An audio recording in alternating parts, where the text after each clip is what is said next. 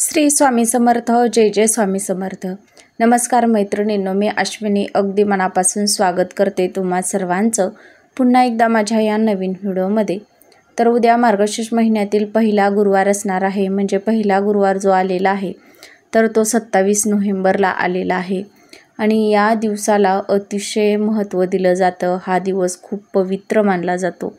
श्रावण महिना जितका पवित्र मानला जातो बघा, तितकाच मार्गशीर्ष महिनासुद्धा पवित्र मानला जातो.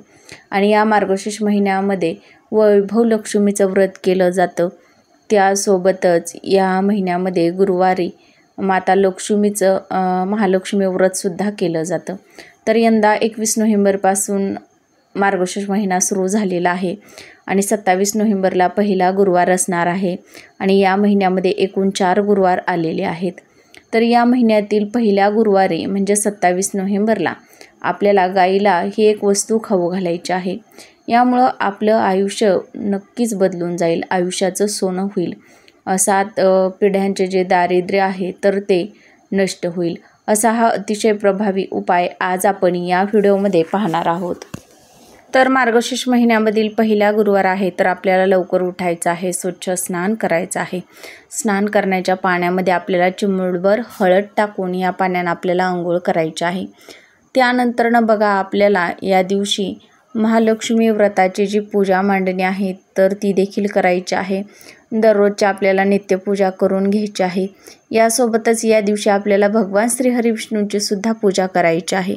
कारण की ज्यावेळी आपण माता लक्ष्मीला प्रसन्न करून घेण्यासाठी काही उपाय करत असतो, सेवा करत असतो, तर त्या सेवेमध्ये बघा, आपण जर भगवान श्री हरिविष्णूंची सेवा केली तर त्याचं पुण्यफळ जे आहे तर ते आपल्याला नक्कीच प्राप्त होत असतं.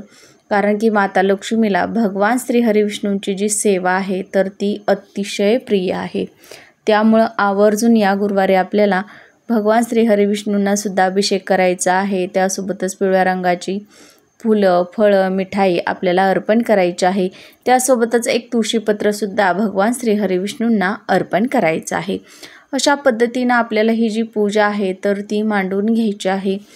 त्यानंतरनं बघा, आपल्याला गाईला कोणती वस्तू खाऊ घालायची आहे.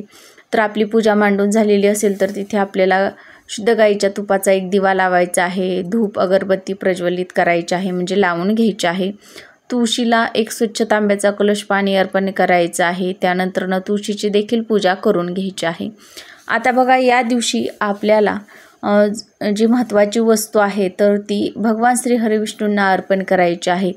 ते म्हणजे चणे, भाजलेले जे चणे असतात म्हणजेच फुटाणे आणि एक गुळाचा खडा आपल्याला एका प्लेटमध्ये काढून घ्यायचा आहे आणि तो नैवेद्य म्हणून आपल्याला भगवान श्री हरिविष्णूंना अर्पण करायचा आहे. अर्पण केल्यानंतरनं तो आपल्याला 3 ते 4 तास तसाच तिथे भगवान श्री हरिविष्णूंच्या मूर्तीसमोर ठेवायचा आहे नैवेद्य म्हणून. त्यानंतरनं बघा, आपल्याला थोड्या वेळानंतरनं तो उचलून घेऊन जायचा आहे. तर आपल्याला या दिवशी मार्गशीर्ष व्रताची जी पूजा मांडणी केलेली आहे तर ती देखील आवर्जून करायचीच असते. त्यासोबतच बघा, आपल्याला तिथं बसून महालक्ष्मी व्रताची जी कथा आहे तर ती देखील आपल्याला संध्याकाळच्या वेळी वाचायची आहे. गोडाधोडाचा नैवेद्य आपल्याला माता लक्ष्मीला अर्पण करायचा आहे आणि संध्याकाळच्या वेळी आपल्याला हा उपवास सोडायचा असतो. तर आपल्याला 3 ते 4 वाजता बघा, तुम्ही सकाळी हा उपाय केला म्हणजे भगवान श्री हरिविष्णूंना भाजलेले चणे म्हणजेच फुटाणे आणि गूळ अर्पण केलेला आहे तर तो दिवसभर तिथंच ठेवायचा आहे. संध्याकाळी 4 नंतरनं आपल्याला तो गूळ आणि ते भाजलेले चणे जे आहेत तर ते उचलून घ्यायचे आहेत. त्यासोबतच हळदी कुंकू, अक्षदा आणि फुलं घ्यायची आहेत. एक तांब्या पाणी घ्यायचं आहे. आता आपल्याला गाईजवळ जायचं आहे. गाईजवळ गेल्यानंतरनं बघा, आपल्याला गाईच्या पुढच्या 2 पायावरती पाणी ओतायचं आहे. गाईला हळदी कुंकू, अक्षदा व्हायच्या आहेत आणि नंतरनं हे जे फुटाणे आणि गूळ जो आहे तर तो आपल्याला गाईला खाऊ घालायचा आहे. या दिवशी या वस्तू खाऊ घातल्यानं आपल्यावरती असणारा कर्जाचा जो डोंगर आहे तर तो कमी व्हायला मदत होते. आपली कर्जमुक्ती होत असते. कारण की गायीमध्ये साक्षात लक्ष्मी वास करत असते असं म्हटलं जातं. कारण की गायीमध्ये 33 कोटी देवी देवता जे असतात तर ते वास करतात. गाईला आपल्या हिंदू धर्मामध्ये खूप पवित्र मानलं जातं आणि म्हणूनच अशा या पहिल्या गुरुवारी आपल्याला गाईला चणे आणि गूळ हे ज्या आहेत तर या 2 वस्तू खाऊ घालायच्या आहेत. गाईला प्रदक्षिणा घालायच्या आहेत.